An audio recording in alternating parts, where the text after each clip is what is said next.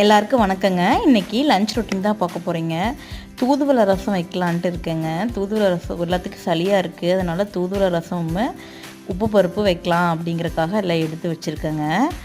தூதுவளை ரசத்துக்கு எல்லாம் எடுத்து வச்சுட்டு அதை வறுத்துட்டு இங்கே உப்பு பருப்பு வச்சுட்டேங்க. இது வறுத்து ஆற வச்சுட்டு அரைச்சி ரசம் தாளித்து விட்டுட்டேன்.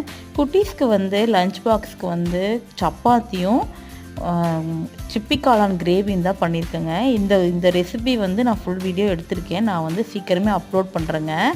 இப்போ சப்பாத்தியும் அப்படி தேய்ச்சி போட ஆரம்பிச்சிட்டேங்க.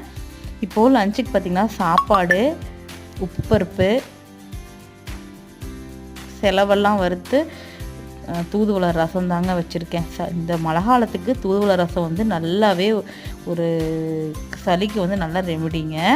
எல்லாம் முடிச்சுட்டு சப்பாத்தியும் பேக் பண்ணியாச்சுங்க குட்டீஸ்க்கு. தேங்க்ஸ் ஃபார் வாட்சிங்.